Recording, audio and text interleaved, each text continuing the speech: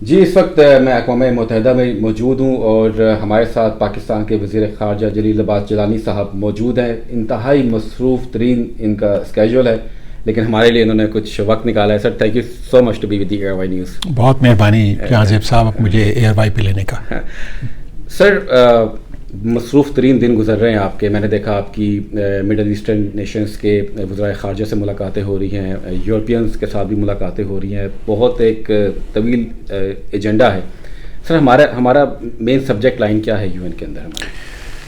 جہاں زیب صاحب یہ یونائٹڈ نیشنز جنرل اسمبلی کا ایک جو بہت بڑا فائدہ ہوتا ہے وہ یہ ہے کہ آپ کو ایک روف کے اندر تمام جو ممالک ہیں, تمام ریجنز کے فارن منسٹرز کے ساتھ, heads of states and governments کے ساتھ ملاقات کا موقع مل جاتا ہے, اور آپ کو جو آپ کے اپنے جو پاکستان ریلیٹڈ جو آپ کا پرسپیکٹو ہے آن چاہے وہ ریجنل ایشوز کے اوپر ہو یا پاکستان کی اکنامک سچویشن پہ ہو یا پاکستان یا باقی چیلنجز ہوں جس کو کہ کس طریقے سے پاکستان ان کو رسپونڈ کر رہا ہے, تو اس کو اپنا پرسپیکٹو دینے کا موقع ملتا ہے, اپنا ایک point of view put across کرنے کا موقع ملتا ہے.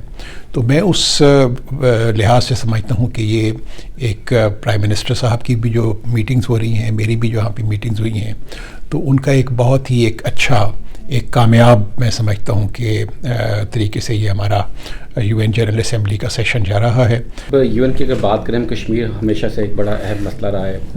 یو این میں جو ہمارا خطاب ہے اس پہ بھی اوبیسلی کشمیر پر بات ہوگی, لیکن صاحب کیا سمجھتے ہیں جو بھارت کے حوالے سے شواہد جو آئے ہیں, کینیڈا میں جو ایک کینیڈین سٹیزن کا قتل ہوا ہے اور اس پر کینیڈا کے پرائم منسٹر نے بات کی ہے, جان کربی بولے ہیں, امریکہ بھی اس پر بات کر رہا ہے. اس سے کتنا ہمارے اس بات کو جو ہے وہ اسٹرانگ ہوئی ہے کہ بھائی بھارت جو ہے وہ انٹرنیشنل ٹیررزم میں ملوث ہے, ہمیشہ سے پاکستان میں ٹیررسٹ گروپس کو اسپانسر کرتا رہا.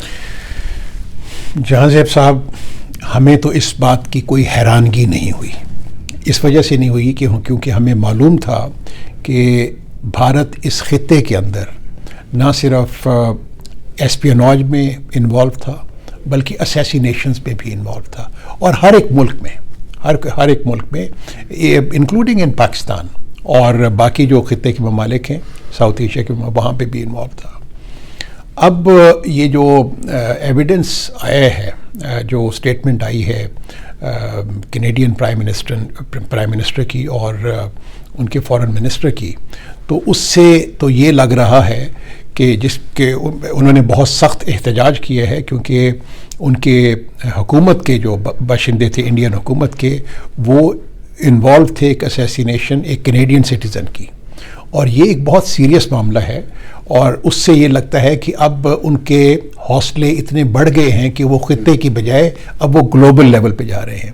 تو میں سمجھتا ہوں کہ انہوں نے چہرے کے اوپر جو ایک ماسک لگایا ہوا تھا ہندوستان نے کہ جی ہم بہت بڑی ڈیموکریسی ہیں, تو وہ ایکسپوز بری طریقے سے ہو گئے ہیں, اور اب جو ہے تمام دنیا میں ان کو پتہ چل گیا ہے کہ حقیقت کیا ہے. انہوں نے ساری پاکستان کے اوپر ایک انہوں نے الزام تراشی کی بہت عرصے تک, اور باقی جو خطے کے باقی ممالک ہیں ان کے خلاف بھی وہ اپنا کرتے رہتے تھے پروپیگنڈا, لیکن اب وہ اسی جو ایک اوور کانفیڈنٹ ہو گئے تھے ان کی جو حکومت ہے یا ان کی انٹیلیجنس ایجنسیز ہیں, تو اب ان کو ساری دنیا کو تشویش ہوگی, اور میں سمجھتا ہوں کہ تمام خطے کے ممالک کو بھی تشویش ان میں بہت بڑھ گئی ہوگی. سر پاکستان کو اس بات کو کیش کرنا چاہیے آپ کے خیال میں کہ اچھا موقع ہے کہ ذرا تھوڑا سا بتایا تو جائے دنیا کو کہ بھائی ان کا اصل چہرہ ویسے نظر تو آ گیا لیکن پھر بھی ہم کیش تو کر سکتے ہیں. ہمیں ضرورت ہی نہیں ہے, کیونکہ اگر آپ نے دیکھے نا کہ جی آپ نے وہ کینیڈین پرائم منسٹر سے بڑھ کے جن کے ملک ہے ان کی کریڈیبلٹی بھی ہے, ان کے فارن منسٹر کی بھی کریڈیبلٹی ہے,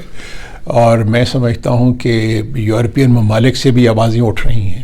آپ نے ذکر کیا یہاں سے امریکہ کے کہ یہاں سے بھی انہوں نے کہا ہے کہ اس معاملے کی تحقیقات ہونی چاہیے. تو اسی طریقے سے باقی ممالک نے بھی, آسٹریلیا نے بھی اس اسٹیٹمنٹ دی ہے کہ جی اس کی بڑی پراپر طریقے سے ہونی چاہیے اور رسپانسبلٹی فکس کی جانی چاہیے. تو یہ اس کے لیے تو ایک تشویش کی لہر دوڑ گئی ہے پوری دنیا کے اندر. سر افغانستان کے حوالے سے پاکستان کے بڑے سیکورٹی چیلنجز درپیش ہیں, ہم بھی اسٹیٹ ڈپارٹمنٹ وائٹ ہاؤس میں بات کرتے رہتے ہیں. سر پاکستان کیا چاہ رہا ہے, کوئی ہیلپ چاہ رہا ہے, کیونکہ جس طرح کے حالات ہم دیکھ رہے ہیں ٹیررزم میں جو اضافہ ہوا ہے پاکستان میں, کتنا تشویشناک ہے ہمارے لیے.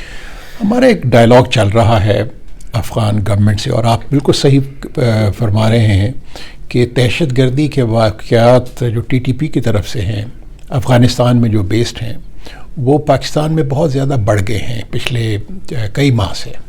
اور ہم نے ان سے افغان گورنمنٹ سے کہا ہے کہ جی وہ اس کے خلاف ایکشن لے. اس لیے بھی وہ ان کی ذمہ داری بنتی ہے کہ انہوں نے نہ صرف انٹرنیشنل کمیونٹی سے کمٹمنٹ کی ہوئی ہے کہ وہ افغانستان کی سوئل کو استعمال نہیں ہونے دیں گے دوسرے ممالک کے خلاف، بلکہ انہوں نے ریسنٹلی ہماری ایک ٹرائلیٹرل ایک میٹنگ ہوئی تھی جس میں چائنا تھا، پاکستان تھا اور افغانستان تھا، اور اس کے اندر جو جوائنٹ اسٹیٹمنٹ ایشو کی گئی تھی اس کے اندر بھی انہوں نے ایک کمٹمنٹ دی ہے کہ جی ہم افغانستان کی سرزمین کو باقی ممالک کے خلاف استعمال نہیں کرنے دیں گے. بائی لیٹرل طور پہ بھی جو ان کے فارن منسٹر ہیں متقی صاحب جب وہ پاکستان میں آئے تھے تو تب بھی وہ جو جوائنٹ اسٹیٹمنٹ ایشو کی گئی تھی تو اس میں بھی یہ چیز وہ شامل تھی. تو میں سمجھتا ہوں کہ ان کی ذمہ داری ہے کہ ان کی سوئل استعمال ہو رہی ہے، اور وہ ایک رسپانسبل حکومت کے ناطے نہ صرف پاکستان بلکہ پوری دنیا کی ایکسپیکٹیشن یہ ہے کہ وہ جتنے بھی دہشت گروپس ہیں انکلوڈنگ ٹی ٹی پی ان کے خلاف کارروائی کریں. سر امریکہ سے کوئی تعاون چاہ رہے ہیں؟ امریکہ کے ساتھ ہمارا بڑا اچھا ایک ڈائلاگ چل رہا ہے. امریکہ کے ساتھ پچھلے چند برس سے ہمارے جو تعلقات ہیں وہ ایک بہت ہی اچھی سمت میں جا رہے ہیں. ہمارا امریکہ کے ساتھ ایک کاؤنٹر ٹیررزم کا ڈائلاگ بھی ہے. ہمارے ان کے جو ایک ایگریکلچر اس پہ بھی کوآپریشن ہو رہی ہے. ہماری ٹریڈ اینڈ انویسٹمنٹ پہ بھی ہو رہی ہے. ابھی پچھلے کچھ چند ماہ پہلے ہمارا ایک ڈیفینس ڈیلیگیشن بھی آیا تھا. تو وہ تمام جو ایک سٹرکچرڈ قسم کا ایک ڈائلاگ جو ہے وہ ریوائیو ہو چکا ہوا ہے. اور اس کے علاوہ جو بے شمار کانگریشنل وزٹس ہوئے ہیں امریکہ کی طرف پاکستان میں، اور ان کانگریشنل وزٹس کا اتنا فائدہ ہوتا ہے کہ ان کو ایک فرسٹ ہینڈ ایک ان کو نالج ملتا ہے کہ کس طریقے سے پاکستان اقدامات کر رہا ہے اپنے ایک دہشت گردی کے خلاف، اپنی اکانومی کو امپروو کرنے کے لیے، باقی جو کرپشن ہے، اسمگلنگ ہے، ان کو ختم کرنے کے لیے جس قسم کے اقدامات لیے جا رہے ہیں وہ بہت ہی اس کو قابل تحسین نظر سے دیکھتے ہیں یہ تمام ممالک. تو میری یہاں پہ بھی ملاقاتیں ہوئی ہیں امریکن حکام کے ساتھ، اور مجھے امید ہے کہ آنے والے دنوں میں مزید ہمارے تعلقات میں اور مزید اضافہ ہوگا. سر امریکہ پاکستان میں انتخابات ہوتے دیکھنا چاہ رہے ہیں، بر وقت انتخابات، کیا چیلنج ہے اور کتنے آپ ہوپ فل ہیں کہ جو ایک مشن اس نگران حکومت کو دیا گیا ہے وہ؟ مجھے تو کوئی اس میں شک و شبہ والی بات نہیں ہے کہ الیکشن اپنے مقررہ وقت پہ ہوں گے. اور اگر آپ میرے سے پوچھیں کہ مقررہ وقت کیا ہے تو وہ میں یہ کہوں گا کہ اس کی تیاری ہو رہی ہے. جو کیئر ٹیکر سیٹ اپ کی جو ذمہ داری ہے وہ یہ ہے کہ الیکشن کے دوران امن و امان کی فضا کو برقرار رکھا جائے، فری اینڈ فیئر الیکشنز ہوں. تو یہ تمام چیزیں جو سی ہیں اس کی تیاریاں شروع ہو چکی ہوئی ہیں. الیکشن کمیشن نے ڈیٹ دینی ہے، اور الیکشن کمیشن اس وقت مصروف ہے. جو سینسس ہوا تھا اس کے بعد ان کی ایک جو ڈیلیمیٹیشن ہوتی ہے کانسٹیٹوئنسیز کی، اس ایکسرسائز میں وہ اس وقت کر رہے ہیں، اور امید یہ ہے کہ وہ ایکسرسائز جلد از جلد کمپلیٹ ہو جائے گی. سر MBS آ رہے ہیں پاکستان، سننے میں آئے؟ دیکھیں جی، بات یہ ہے کہ سعودی لیڈرشپ تو پاکستان اور ہمارے جو ان سے ہمارے بڑے قریبی تعلقات ہیں.